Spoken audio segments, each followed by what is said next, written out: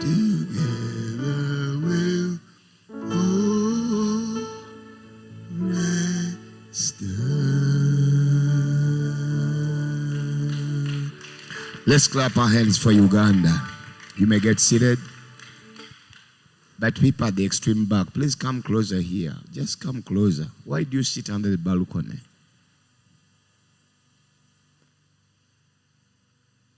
People at the back, please come closer. We are not very many. Just come closer.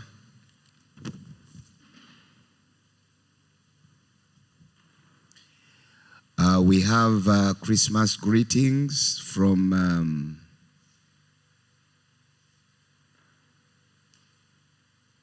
the chairman, staff, and councillors of Division B, Entebbe Municipality. They wish you a Merry Christmas. We also have another card from Pastor Richard Kaya, Senior Pastor, Tabernacle of Christ Church, Katabi. They also wish you a Merry Christmas. Probably we shall have more. I saw many more other cards, but I don't know where they have been put. Otherwise, thank you for coming. Today is a strange Sunday. Having a Sunday today and having Christmas tomorrow is a bit strange, but thank you for coming. And you are coming again tomorrow. It will be the same next week. Sunday is 31st. So we shall be here in the morning services and then go to Chitto Leisure Park in the evening. We are actually winding up 2023. Just 7 days away. We shall be entering 2024. Begin to count the number of your days. Begin to count the number of your days. That's how life moves. That's how the earth rotates. That is the sequence of God's creation. The time comes and time goes on. Time comes and time passes. Seasons comes and seasons go. So we are now in the Christmas season, and here we are today. I want to share with you a message from different portion of scripture in the Bible about Christmas. Of course, last Sunday, we shared more about Christmas in Matthew chapter number 2. Today, I want to make a little bit of a mixture. Let's go to Luke chapter 2 and verse number 1. The book of Luke chapter 2 and verse number 1, I think to verse number 7. The Bible says, it came to pass in those days that there went out a decree from Caesar Augustus that all the world should be taxed.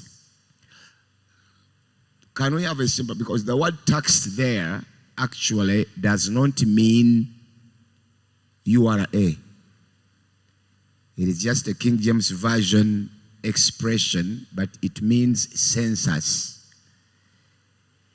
But because for them the census was used basically for taxation, so they are using the word tax, but actually they are going for a census.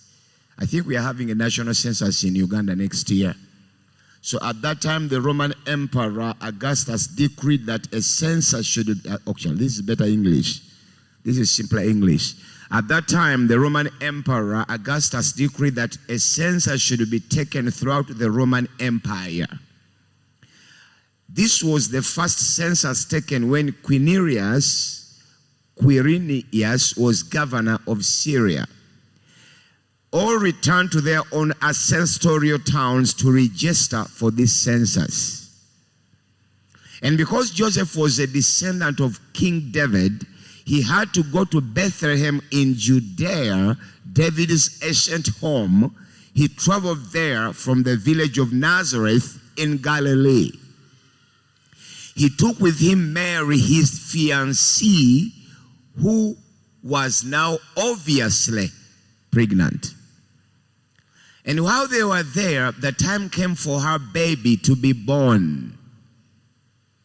She gave birth to her first child, a son.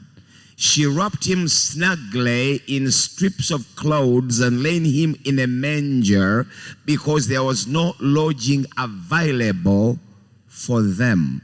Let's stop there for a time being. we have a lot of things to talk about Christmas, but because Christmas is merely a single day, 25th December, normally different people across the world, across the churches, they specifically talk about one thing. But Christmas is a long sequence of events. Since Mary was pregnant, since they prepared to give birth, there are a lot of things we need to speak about Christmas. But because Christmas is just 25th December, many times we talk about just one scripture or one chapter or a certain portion of passage somewhere, somehow. But because this year, Christmas is almost 2 days. Today is 24th, is a Sunday. Tomorrow is 25th, is Christmas Monday. I think I need to share a little bit more about Christmas. Number one, Christmas should be a time, according to verse number 1, Christmas should be a time to remind us the fight against corruption, the fight against corruption in our lives. The Bible says at that time the Roman Emperor Augustus decreed that a census should be taken throughout the Roman Empire. The reason why Augustus proclaimed a census is because he was not seeing enough taxes coming into the empire. Actually, it's the same thing in Uganda. People who actually pay real taxes in Uganda are less than 20%. Of course, many people are claiming to paying taxes, but when you are talking about real taxes, some of you have never heard there is something called an income tax. That when you get money from January to December. Now for us who are having companies, this is our last week to file our income tax returns with URA. So when you are talking about taxes, people say, you know, when I bought a taxi going to Kampala and I pay 5,000 shillings, that 5,000 shillings I've got 200 shillings of taxi because the taxi took fuel at Total and Shell, and every liter of fuel has got 200 shillings, so I also paid taxi, which is okay. Others say, you know, I am buying this kilo of sugar at 4,000. It would be 3,800, but 200 is the tax of the sugar. So actually I'm paying taxes. All those taxes are okay and you are paying them. But we are talking about going to the bank and you remove 35 million shillings, which you are not going to eat, but you are taking to URA.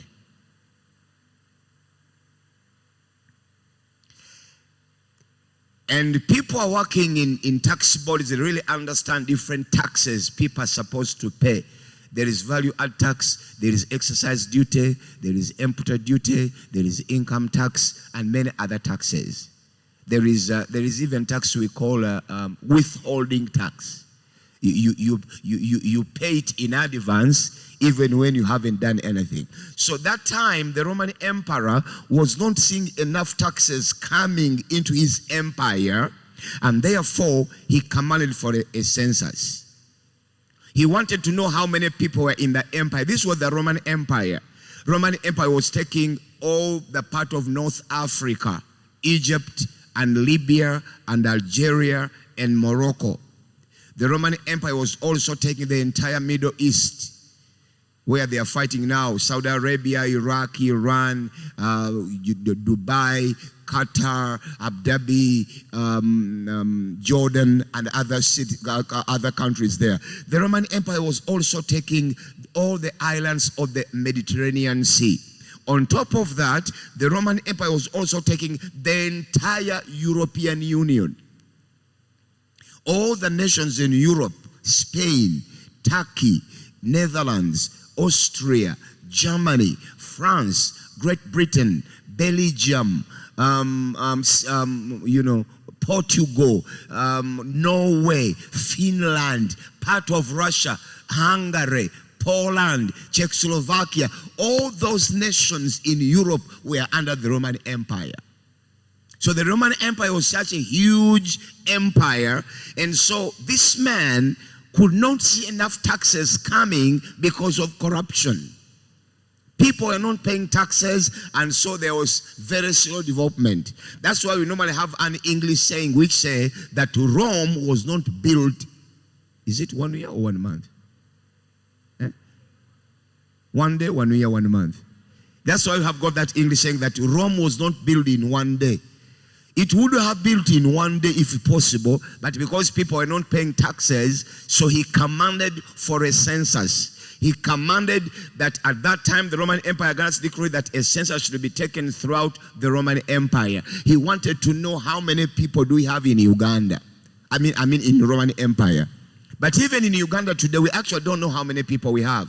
We are just guessing 43 million, 42 million. Others are saying 46 million. I think by next year, after the census is over, we shall know how many Ugandans we are.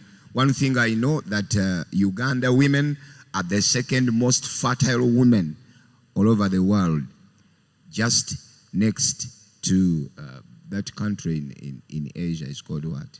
I think Singapore. The women in Uganda have been estimated by United Nations that a Ugandan woman can give up to 13 children. Mundulu, the Mundulu you see here, can give birth to 13 children. 13. One woman. And she can give birth every 12 months like a rabbit. Every 12 months she can give birth to a child for 13 years consecutively. So Ugandan women are extremely, productive. So the first thing we need to learn about this is that Christmas, according to Emperor Augustus, was a time for him to fight corruption, to fight lack of taxation, to develop the country. So he commanded a census. Eventually he got the numbers he wanted. He knew how many people were in the Roman Empire, and he began to expand the tax base so that the country should develop. But even today, we need to learn and understand that.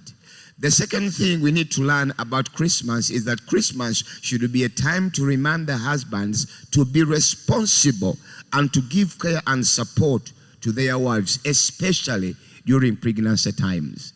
We are having many single mothers today. The responsibility of husbands today is merely to impregnate. After impregnate a woman, they run away.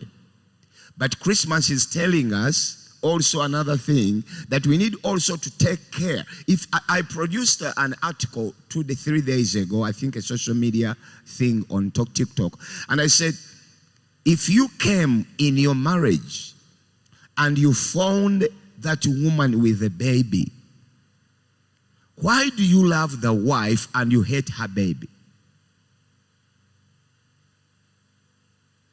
Lwaki oyagala maama n'okyawa omwana? The fact is that you married that woman knowing that she had a baby. Because also these women are typical liars. Women are typical liars as far as the area of children are concerned. There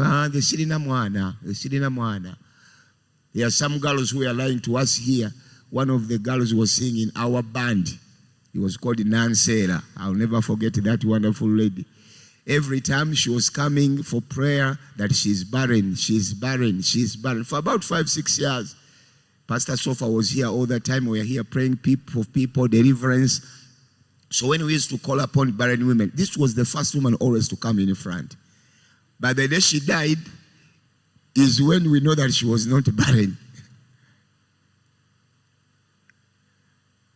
When she was in the hospital, she was suffering from HIV/AIDS. You know, the AIDS of that time was very terrible. It could even pierce holes in your arms and, in your body. It was a very terrible HIV thing of that time. It could bring boils in the armpit, and people could walk like this because there are sores and wounds and boils all over. It could bring boils here, and you could see people walking like this. That AIDS was very terrible. So when she was in her terrible situation, we took her to Entebbe Great Bee Hospital. She spent there about, I think, 3 weeks. So during that time, her mother decided to bring the child to see her on the deathbed. before she could die. And you were there. You know, in those years we had a so powerful love in this church. I don't know if we still have that love. In those years we could really visit our sick people in the hospital, those who are giving birth, those who have been bedridden, those who are sick at home. You know, we had that kind of love. But you know, these days, social media and WhatsApp. What I'm wondering is, I can be having my son at home. He's seated in the chair. We are having lunch. Instead of talking to me about something, we are in the same room. She sends me a WhatsApp message. She's seated there, he's seated there, I'm seated here. He can't talk to me. Sometimes we are sitting on the bed with my wife upstairs. We are sitting on the same bed, watching the same TV. And she sends a WhatsApp message that, Pastor, tomorrow at 10 o'clock, I'm going to the saloon. When we are seated together, I'm here and she is here. I'm talking of a wife. So this WhatsApp is really pushing us away from our real social life. We can be at home having lunch on Sunday because every Sunday my children come home with our grandchildren. And Maria is seated there. He wants to talk to you. He sends you a text message. So you have to read, then you look at her.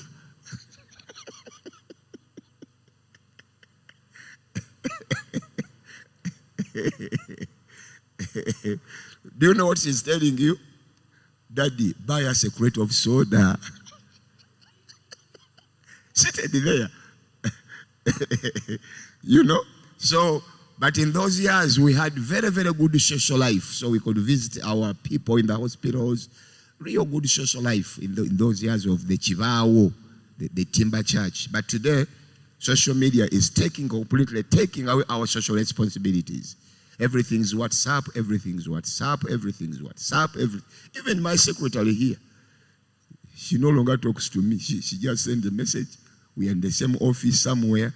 But anyway, so the mother sends the baby. I think the child was about 6 years, 7 years of age. When the boy came to the deathbed of this mother, the mother gotten all the strength, though she was dying. He said, Muche wakana, muche wakana, muche wakana. Nenga atayogera fetuulira. So eventually the woman passed on. We went for burial, and they read the biography of the child. The biography of the woman said he has been living here, he has suffered a lot. He has died, leaving behind one child. That's when we know the woman was not barren. Certain things will be discovered at the grave. The good thing will be gone, but for us we shall know. Finally we shall, because the Bible says everything that is hidden shall be discovered. Verse number 2 say, verse number 2, quickly please. This was the first census taken by Quirinius, was governor of Syria. When Quirinius was governor of Syria. Verse number 3, so I have told you why this census was taken is because little taxes were coming into the empire and developments could not take place. So he ordered a census to know how many people are there, how many businesses are there, how many women are there, how many men are there, how many people. That is the purpose of a census. It talks about everything. All return to their own ancestral towns to register for this census. So that means if all returned, even Mary and Joseph now are coming into the picture. That's when Christmas comes in. In verse number 4, the Bible says, and because Joseph was a descendant of King David, he had to go to Bethlehem in Judea, David's ancient home. He traveled there from the village of Nazareth in Galilee. One of the things also I want to let you know about Jesus, they say that Jesus is a son of David, But Jesus is a son of David by virtue of his stepfather. You all know that Joseph is not the biological father of Jesus. All of you know that. But now we see here that Jesus is from the tribe, he is a descendant of King David, and is a descendant of King David because of Joseph. Yet Joseph has no connection whatsoever in the birth of Jesus Christ. Because by the time Joseph married Mary, already Mary was pregnant of a pregnancy which does not belong to Joseph. But again, the Bible is telling us that Jesus is from the descendants of David, and the descendants of David is there because of Joseph. Because Joseph was a descendant of King David, he had to go to Bethlehem in Judea, David's ancient home. He traveled there from the village of Nazareth in Galilee. So Joseph took hold of his wife or his fiancée or girlfriend, and they started their journey all the way to their ancestral home for the census. I don't know if census in Uganda is done in our ancestral homes, but in those years, everybody had to go back to Champisi, to Chiboga. I think these days they can register from your LOC. I don't know. But in those years when I was growing up, a census was done in the village. Everybody had to migrate from Kampala. They go back to their districts for that week. They go back to their homes, and then a census is done there. So this time it was the same thing. Joseph was a descendant of King David. He had to go to Bethlehem in Judea, David's ancient home. He traveled there from the village of Nazareth in Galilee. Verse number 5. He took with him Mary, his fiancée, who was now obviously pregnant. You know, that is also very, very, very important. Very, very important, husbands and men, to love your stepchildren. If you found Pastor Mutebi with a child before you married him, as long as you love Pastor Mutebi, love his child too.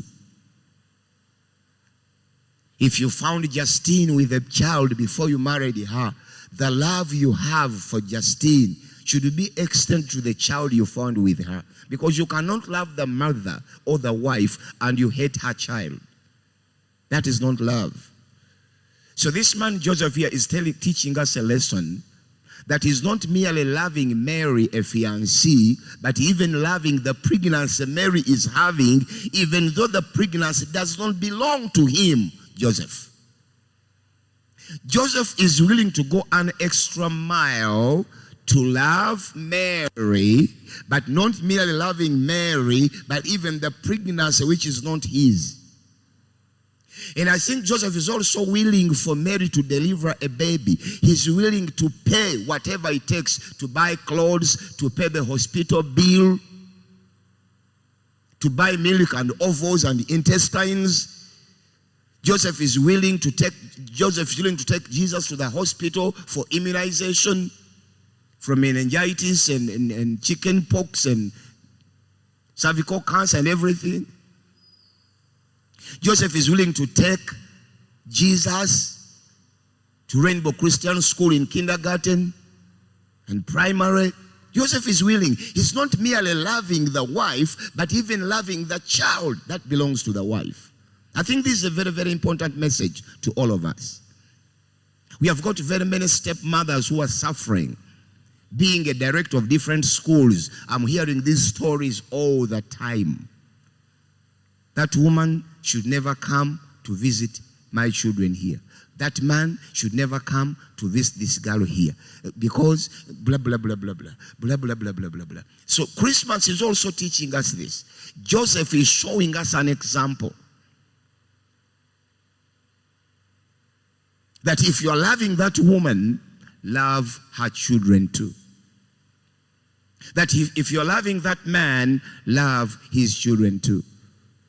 In Uganda, it is unfortunate that many young girls, before they really get married, some of them get pregnancies in high school, at university. Some of these pregnancies are unprepared for. Some of these pregnancies are unwanted. Some of these pregnancies, I hear them say they are accidents. I don't know how you can have an accidental pregnancy. How does an accidental pregnancy come? You know, it is an accident. Were you riding on a border and somebody knocked you?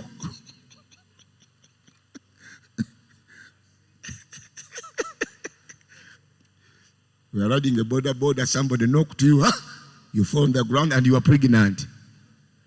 I don't think about those accidental pregnancies.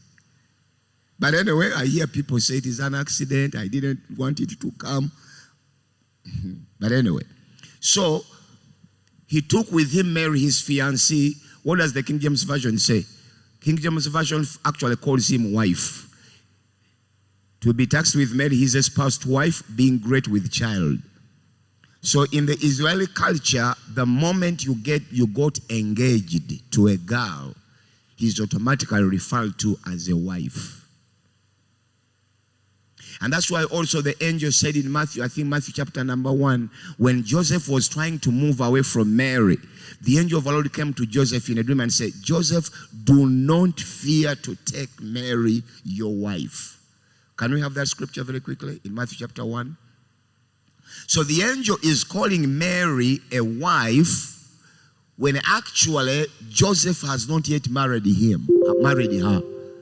But in their Jewish culture, the moment you were espoused to a girl, and these girls were virgin, you all know that. The moment you espoused a girl, you proposed to marry her.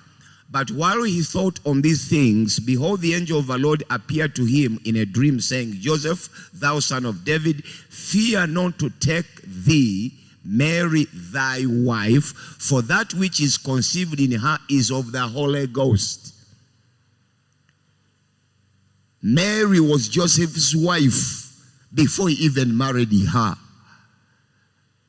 Because he was already espoused, they are already in courtship. That's what the other New Life Translation called, he went with Mary, his fiancée. I think that is English. But in real term of the Jewish culture, the moment you get engaged to a girl or a boy, he automatically became a wife or he's considered a husband. And that's why also when you read the book of Proverbs, I think chapter number 20 something, it says, he who finds a wife finds a good thing. The fact that you find a girl to marry, he's already a wife, according to the Jews. He who finds. So the moment you find one, like I found Justin at 16, in their culture, he's already, who finds a wife finds a good thing and obtains favor of the Lord. Okay, let's go back very quickly where we were. We were in, so the New Life Translation. So they went in verse number 5, he took with him Mary, his fiancée, who was now obviously pregnant. The pregnancy was obvious. That simply means it was visible. That simply means everybody could see it. How many of you men here can stomach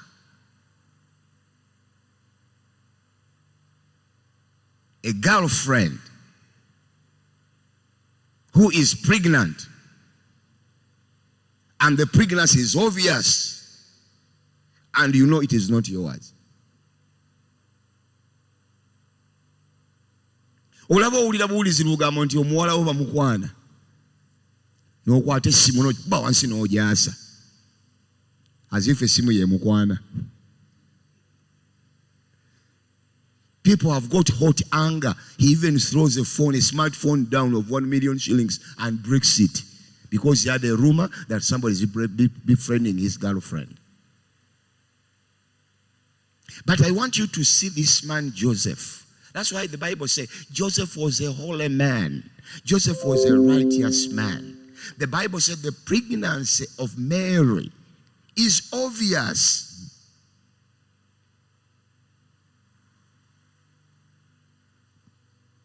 He took with him Mary, his fiancée, who was now obviously pregnant. So there is a message to learn this Christmas about men, about women, about relationships, about love. Though we only talk about the birth of Jesus Christ, but the story of Christmas goes beyond the birth of Jesus Christ. It has got a number of elements for us to learn. Christmas should be a time to teach ourselves. First of all, we said to do that. Then also, Jesus was born so that we may know how to handle our wives, how to handle our stepchildren. If you are loving the mother, your wife, love the stepchildren. Waliwo nti musumba tomanyi byoyogera ggwe. Nkituufu sibimanyi. Love. So the Bible says he took with him Mary, his fiancée, who was now obviously pregnant. Verse number 6. And while they were there, the time came for her baby to be born. You know, the baby is called her baby. The baby is not called his baby. The baby does not belong to him, Joseph. The baby belongs to her, Mary. That's why it is called her baby. But because Joseph loves the wife, he also loved the baby that is not his. My emphasis there is about stepchildren.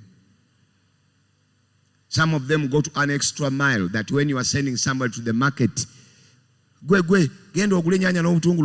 you don't even talk about your biological one. You are always oppressing the stepchild you find in the home.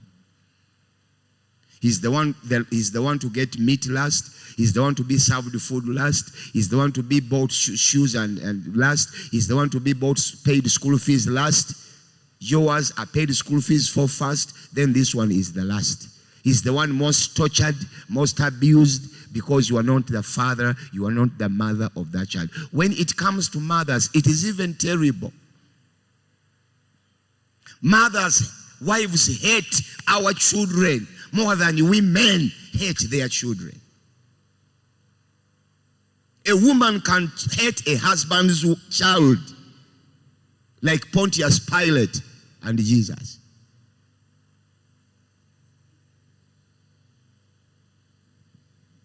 But remember, when you are torturing this child in your matrimonial home, always remember at the back of your mind, but it was not the wish of this child to be born by your husband. This child you are tormenting never went into an agreement with his father that he should give birth to him before he married you. So you are torturing an innocent child. You are torturing an innocent human being who never consented to his birth. This child never even consented with you to get married to her father. The love was between two of you. That child was not there. Instead of pouring our anger to our husbands, we end up pouring our anger to the children who are innocent, who never consented, who never agreed with you. We torture them, we burn them, we put hot water on them, we make them sleep hungry. If it is the village, we don't remove jiggers from their toys. They are the one we pay school fees last, if at all it is paid. When you are shopping, we shop for them less. God, a righteous God in heaven, always watching upon you, woman, as you continue to torture your husband's child. In Christmas, we learn a very powerful subject from Joseph. That Joseph is not merely loving Mary, but he's even loving the child who is not his. And the Bible is very clear. The Bible is calling her baby. And the man is willing to go an extra mile to pay all transportation. I think they even hired a donkey or a horse, because moving from Nazareth, going all the way to Bethlehem was not an easy task. Everybody had to go back to their villages. like moving from here to Chiboga or Mubende or Nakasongola. Joseph had to pay all that fare, transport fare, to take the wife and the pregnant wife, and something could happen in the way, but the man was willing to go an extra mile in that area. So Christmas is a very good lesson for us to learn, especially the life of Joseph and Mary and their baby. When you go to verse number 7, the Bible says, so she gave birth to her first child, a son. She wrapped him snugly in strips of clothes. Can we have the King James Version? So she brought forth her firstborn son and wrapped him in swaddling clothes and laid him in a manger because there was no room for them in the inn. Also, there is an important subject to learn there about Christmas. Jesus was not born in a manger because Joseph was very poor. We always associate the church's poverty to Jesus' birthplace. Jesus was born in a manger accidentally, not willfully. I want everybody to understand this. Jesus was not born in a manger because Joseph was extremely poor. Jesus was not born in a kraal because they had no money in the pocket. People were traveling from one area of the country to the other area. They might have money in the pocket because they were going to travel to 3 or 4 days to reach their ancestral home. So they had some money. And when you read the last part of this verse, is because he was born in a manger because there was no room for them in the inn. The word inn in American English is a hotel, flight, motel, Holiday Inn, one of the best hotels in America. I think I slept there last time we were with my wife. It's called Holiday Inn, one of the best hotels in America, one of the best. And even 2 years ago, in Columbus, Ohio, we were staying in a Holiday Inn or hotel. Very beautiful hotel. So the word inn in English means a hotel. Because people were traveling in big numbers, going back to the villages. By the time Joseph's wife Mary was about to deliver, all the hotels, the inns have been paid for and occupied. In other words, Joseph wanted Mary to give birth her child in a hotel but by the time the child was coming, there was no room. I remember we went with Pastor Fred Kayanja and Pastor Deo Musisi and who else? We went to a crusade in Nkoko Njeru. Pastor Kayanja Robert was having a crusade. Lugazi, you turn on that road. What to get them crusade here? Buyukwe. Pastor Robert Kayanja had a crusade in Buyukwe about 5-6 years ago. That's why we met Butabuashi on that day. So, the crusade ended around 7:30, 8 p.m. We didn't want to travel back to Entebbe because we were going to attend the same in the morning. I was preaching in the conference the following day in the morning. So we chose to come to Lugazi to look for a hotel where to stay so that in the morning we could go back to the conference to teach. We reached Lugazi. Robert Kayanja Ministries had booked all the hotels in Lugazi. All. Including the small ones. Every piece of something called a hotel, an inn, a guest house, all of them had been paid for. So we looked for where to stay for about 2 hours. Until we got a very small couple. But now, I can't even forget that day. We got a small thing somewhere in the corridor. Sewage is passing by because all the other hotels, good ones, and the guest houses and the inns have been paid for by Robert Kayanja Ministries for the staff, because he goes with many ushers and catchers and workers and ministers. So everything was paid for. It is the same thing that happened with Joseph when he was going back to register in a census. By the time he reached the place where Mary was about to deliver, all the rooms in the inns in that area were all being paid for. So they are looking for one to take Mary to give birth, but because everything was paid for, they had no what to do, and the baby was coming out, so they chose to go to the nearby kraal, manger, to deliver the baby. So the message you are getting here is that Jesus was not born in a manger because of poverty. Because Joseph was employed. Joseph had a job. And probably even Mary might have been having a job. Because when somebody is looking to give birth in a hotel, how many of you here were born in hotels? You were born in a hotel. Even Babidi was born in a banana plantation like me. But you see, the guy is looking for a hotel for his wife. I want you to see that love. That the woman you are looking for a hotel room for to give birth is barely having a baby, which is not yours. The pregnancy is not yours. And you know, when she gives birth, you are not the one to name the child. Actually, the child was already named in advance before she even went into the pregnancy of Mary. The angel had already announced the name of the child, so Joseph had no powers to give a name again. But you know, the man is willing to look for a decent place. A decent place.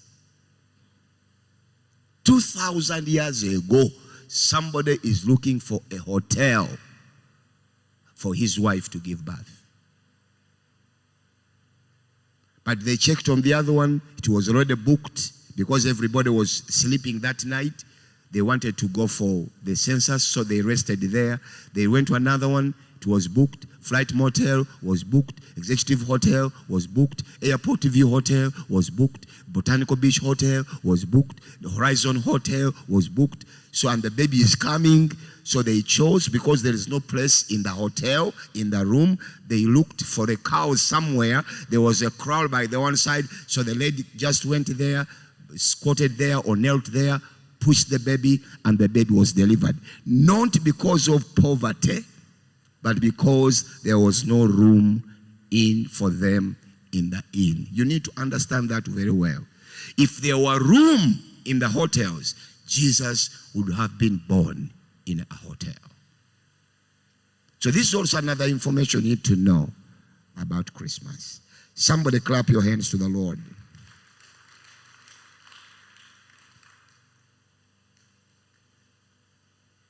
Okay. Be with you. Verse number 8, as we come to conclude. That night there was a shepherd staying in the fields nearby, guarding their flocks of sheep. And suddenly an angel of the Lord appeared among them, and redundance of the Lord's glory started. Okay, so that story is also very long. But let me talk about something very important here. Another thing is very important. Okay. So the place where Jesus Christ was born was a very terrible place, as you know how kraals are. You know, cow dung around and bad stench and bad smell, maggots and other insects moving in there. It's not a good place to look at. It's not a good place to give birth to a child, because basically children need perfect hygiene. So the boy Jesus is born in a manger, a place full of maggots and bad smell, a place which is not pleasant to deliver a child. So my message here is, it doesn't matter where you were born. What matters is not your birthplace. I think you should also put that in perspective into your heart. Your birthplace does not determine your future. All of us were born like Jesus.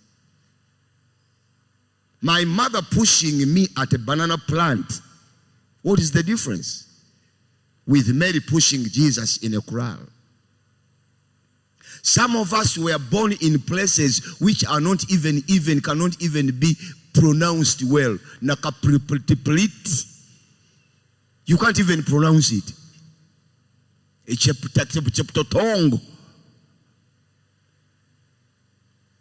Because you were born in chapter Totongo does not determine that your life will be chapter Totongo. No. Your birthplace cannot determine your destiny. You see where Jesus Christ is born. And some of you were born like Jesus. Some of you were born by the roadside.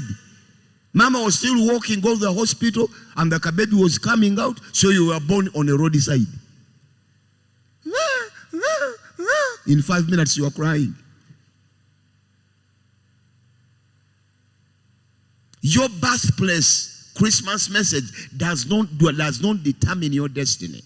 You can become a member of parliament even if you are born on a banana plant. You can become a minister, cabinet minister in government even if you are born by the roadside. You can become a great wife, a millionaire, a billionaire. You can become a responsible person in this country. Your birthplace has, Pastor Kanye was telling us last time, go where Milton Obote was born, Akokoro. Some of you have never even heard the place called Akokoro. Milton Obote was born in Akokoro, a remote village in Lango.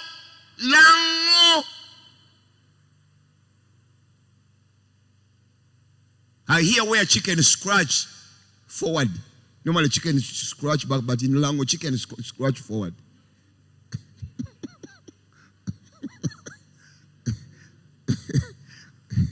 The chicken must scratch like this, but in Lango they scratch like this. Akokoro. And the guy comes here and rules us for 5 years. Actually 8 years. He's kicked out of power. He goes to Tanzania for about 7-8 years. He comes back and started where I stopped. He rules us another 5 years. But when you go to see where he was born, Akokoro, up to today there is no electricity. Up to today. The road is maram, dust, up to today. But the guy became the president of Uganda 2 times, ruling us. So Christmas should teach us that your birthplace doesn't matter a lot. It is you to determine your destiny. Even if Jesus was born in a manger where maggots were moving and stench of cow dung and uncleanliness and bad smell, eventually he becomes the King of Kings and the Lord of Lords. Eventually it tells us that all power in heaven and on earth has been given unto me. Eventually, Apostle Paul tells us that one day every knee shall bow and every tongue shall confess the name of Jesus Christ. Yes, this man of whose knee shall bow and whose tongue shall confess, he is born in a kraal. So stop consoling yourself that I wish I was born in the Buganda region. I wish I was born in the Mukono district. I wish I was not born in Kaprabiong. Stop consoling yourself. Stop consoling yourself. Stop condemning yourself. Your birthplace has nothing to do with your destiny. Your birthplace has nothing to do with your future. It is you to make serious decisions as you are growing up. It is you to make decisions of what you want to be. Your birthplace does not determine where you are going.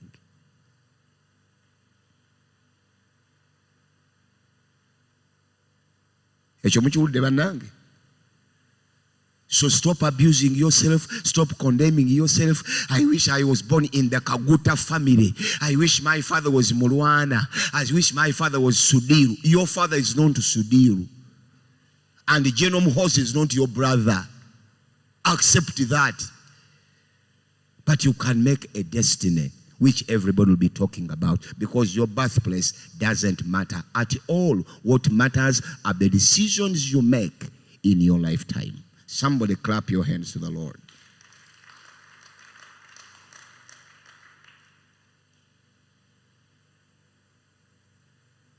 And so,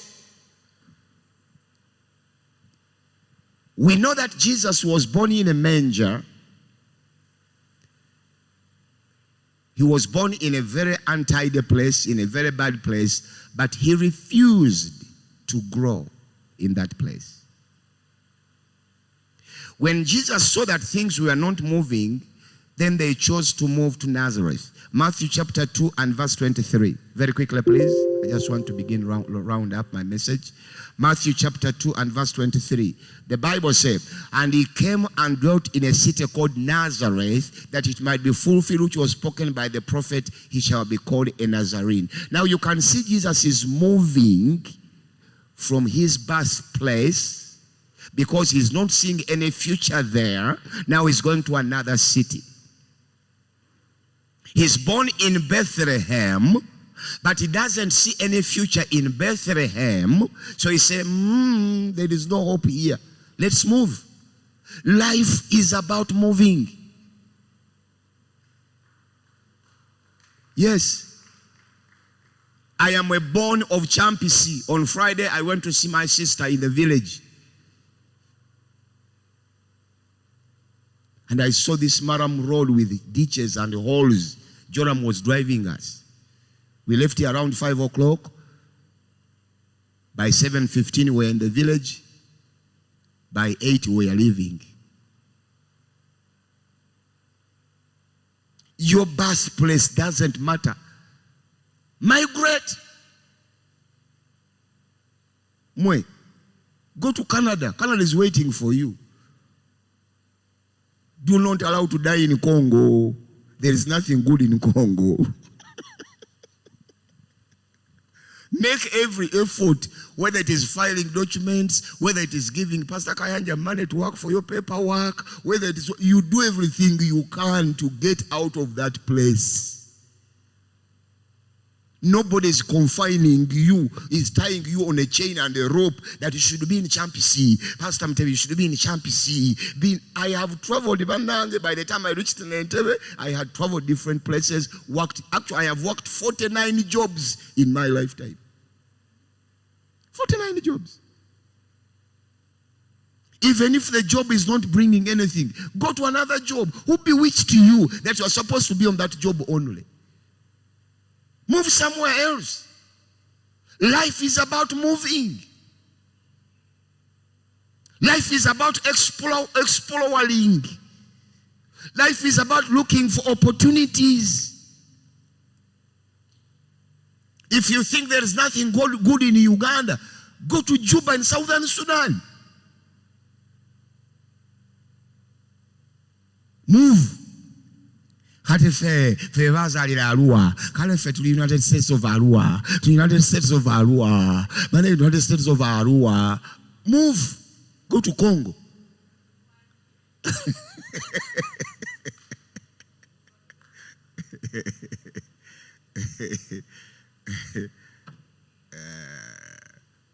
I moved from my village where I'm born. I moved to Kasai in a forest for some years to Katichako. I moved from there. I went to Kampala. I moved from Kampala. I went to Chitezi. I moved from Chitezi. I went to Kawempe. I moved from Kawempe. I went to Bwaise. I moved from Bwaise. I went to Kalerwe. I moved from Kalerwe. I went to Namirembe. I've been moving all my lifetime until I reached in a place where I could settle.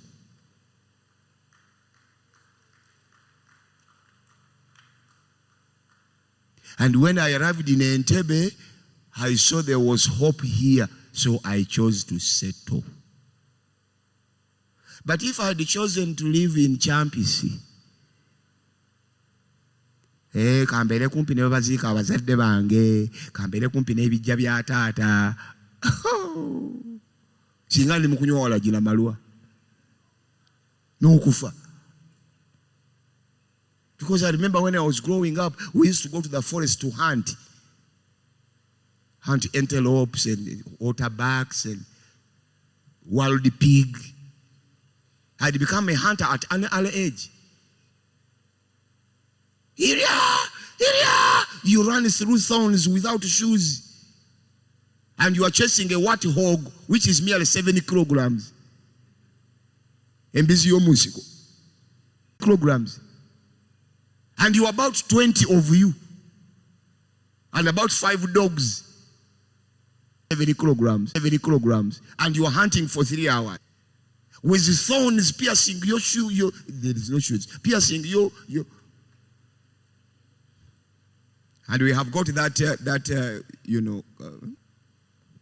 there are some it pierces you, and you feel like they are put itching camaraderie on you. You are moving there, and this hunting for a warthog, and you are 20 of you, and 4 dogs. Even if you call a piece like this, and you are hearing the dogs in the bush. We were tying bells under their waist. As if the dogs are understanding our language. But Nazareth can be very challenging. Ate mu Luganda twagamba goba maguja kwata. Who can interpret that in English? Kwata bono kwata ono sula ku buliri ye nasula wansi bwetyo bwe twayiganga mu kyalo. Tulimbalimba embwa. Bono kwata ono olya ennyama zenendi amagumba iria noziwuliranga ziringa eziri mu luseri ku UN ebidde bivuga bagoba embizi y'omu nsiko. Bambi bwe zaakwatanga era ffe twasulanga ku kitanda zo ne zisula wansi. Bwe twamalanga okwokya embizi eyo nga tugirya era ffe twalyanga ennyama zino ziryaki maguma naye nga twazirimbye wali. Twazirimbanga onokwata onosula ku buliri kyenasula wansi iria onomala okwata onoolya ennyama zenali amagumba bambi nezidduka twaziwanga magumba. That kind of lifestyle, if I had not moved from that village,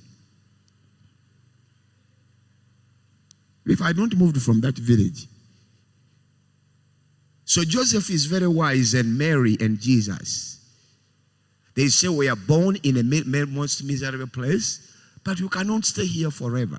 Life is about looking for opportunities. If the opportunity is in Qatar, don't talk about temperature. If the opportunity is in Dubai, pursue it. Ate batugambye omusenyu mungi sigala yiwo mufu bwavu. But temperature reaches 50 degrees centigrade. Are there no people in Dubai? Are there no people in Qatar? Are there no people in Abu Dhabi? But temperature can go to 50 degrees centigrade. But people are there in 50 degrees centigrade. Move. Migrate. Change locations. Look for that place where God can bless you. Don't talk about your birthplace anymore. Who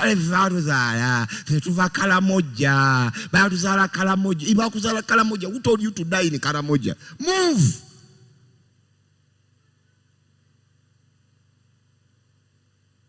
Just move. So when they saw that things were not moving, they moved to Nazareth. The scripture is there. So they came and dwelt in a city called Nazareth. They are looking for better life, better opportunities. Jesus was not born in Bethlehem. The reason why they are moving is because he was not born in Bethlehem by choice. And many of us who are born in the banana plant, I was not born in the banana plant by choice. It was circumstance that I was born there. Some of them were born in your villages, your district, not because you consented. That was your lineage. You were born in a Katakwi by virtue of your lineage. When you grow up, make up your mind and move. Because you did not instruct and command your parents to give you birth there. But now you are becoming of age. Jesus did not consent to be born in Nazareth and Bethlehem. It was not his choice. It was simply because it was the lineage and tribe of their clan. That's what the Bible said in Luke chapter 2 and verse number 4. Did you see it? And because Joseph was a descendant of King David and had to go to Bethlehem, Judea, David's ancient home, he traveled there from the village of Nazareth to Galilee. So life is about moving, ladies and gentlemen, as we are winding up. Life is about looking for opportunities. Whichever opportunity, even in the places we work in. If one job is not making you better, look for another job. Or even have two. Work in the morning. It is only in Africa where people are so lazy. In America, when we go there to visit, we just go for 2 weeks, 3 weeks. Sometimes you don't even see your host. There is a time when I was staying alone in a house. Somebody has accommodated me, Pastor Worry. He was in Garden City, Kansas. I was staying with him. I could not even see him. He leaves at 5 o'clock when I'm sleeping. He comes back at 11 p.m. when I'm sleeping. Others are working 2 jobs. You don't see them. There is a time when I was very homesick that I even called British Airways to change my flight date. And I say, hey guys, do you have an earlier date flight? I was feeling homesick. I am in the house alone. I don't talk to anybody. You only preach on Sunday. And the Sunday you are preaching to 16 people. 10 people. Why don't I go home? So I called the airline. And I said, please change my flight. I go home earlier. Never know before. And the place, they could not locate one. I called again. Abazungu bakola. Atubu akajanja mukakulira wano mmwe. Wano. Bwe mutuuka, you work longer hours. When you are here, you are so lazy. In Western countries, people work in shifts. They sleep in trains. They sleep in buses. They are looking for opportunities to send some money to build a house in Kawuku. So Jesus, Mary, and Joseph had to change from Bethlehem to Nazareth. But the Bible says that when they were in Nazareth, life was a little bit better, business was a bit fair, because Joseph was a carpenter. And so life was improving, but still life in Nazareth was not the best.